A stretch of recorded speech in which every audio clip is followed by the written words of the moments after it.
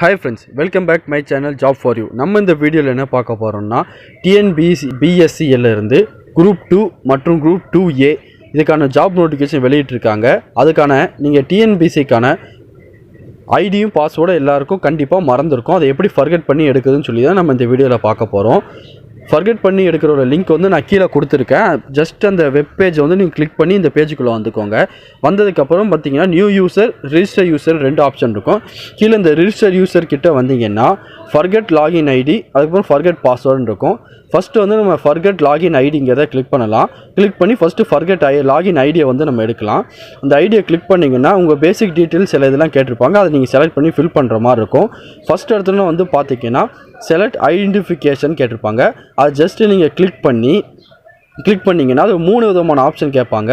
உங்களோட community certificate number கொடுத்தும் நீங்கள் லாகின் ஐடியை ஃபர்கெட் பண்ணிக்கலாம். SSLC ரிஜிஸ்டர் நம்பர் கொடுத்து லாகின் ஐடியை ஃபர்கெட் பண்ணிக்கலாம்.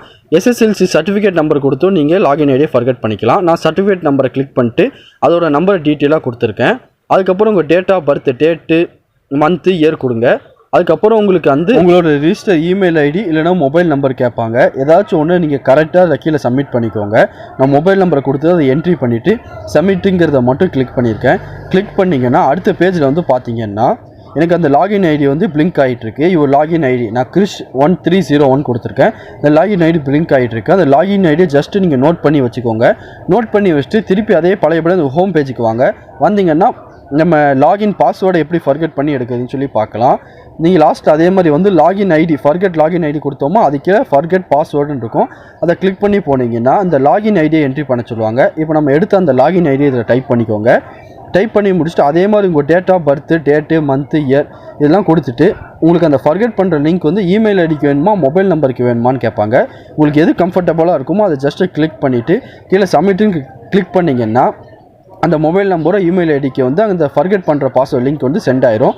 நான் இமெயில் ஐடிங்கிறத கிளிக் பண்ணிட்டேன். என்னோடய இமெயில் ஐடிக்கு வந்து ஃபர்கெட் பாஸ்வேர்ட் பண்ணுற லிங்க் வந்து சென்ட் ஆயிருக்கும். என்னோடய இமெயில் ஐடியை இப்போ ஓப்பன் பண்ணுறேன். ஓப்பன் பண்ணி பார்த்தோன்னா TNPSCலேருந்து ஃபர்கெட் பண்ணுற பாஸ்வேர்ட் லிங்க் வந்து வந்துருச்சு.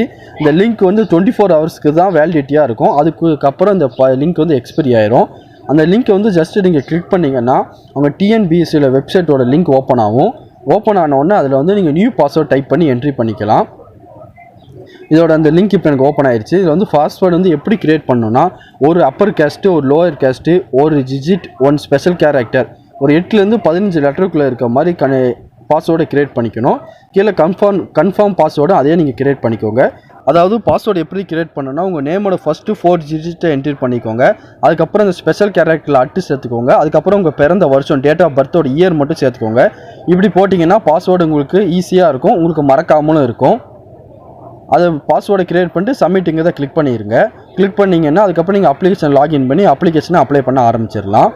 உங்களுக்கு வந்து தமிழில் உங்களுக்கு இது வேணும்னா மேலே சைடில் கொடுத்துருப்பாங்க. ஜஸ்ட் அதை தொட்டிங்கன்னா உங்கள் அப்ளிகேஷன் எல்லாமே தமிழில் வரும். நீங்கள் தமிழில் இந்த டீட்டெயிலாம் ஃபில் பண்ணி பார்த்துக்கலாம். இல்லை உங்களுக்கு இங்கிலீஷில் வேணாலும் இங்கிலீஷில் கம்ஃபர்டபுளாக பண்ணிக்கலாம். இந்த வீடியோ கண்டிப்பாக உங்களுக்கு யூஸ்ஃபுல்லாக இருக்கும்னு நினைக்கிறேன். தெரியாதவங்க ஃப்ரெண்ட்ஸ்க்கும் இந்த வீடியோவை ஷேர் பண்ணுங்கள். பிடிச்சிருந்தால் லைக் பண்ணுங்கள். நிறைய ஃப்ரெண்ட்ஸ் TNPயோட யூசர் ஐடி பாஸ்வேர்டு தெரியாமல் இருப்பாங்க. அவங்களுக்கு இந்த வீடியோ கண்டிப்பாக யூஸ்ஃபுல்லாக இருக்கும்னு நினைக்கிறேன். முடிஞ்ச அளவுக்கு இந்த வீடியோவை ஷேர் பண்ணுங்கள். பிடிச்சிருந்தால் லைக் பண்ணுங்கள். அடுத்த ஒரு வீடியோ சந்திக்கலாம். Thank you and bye friends.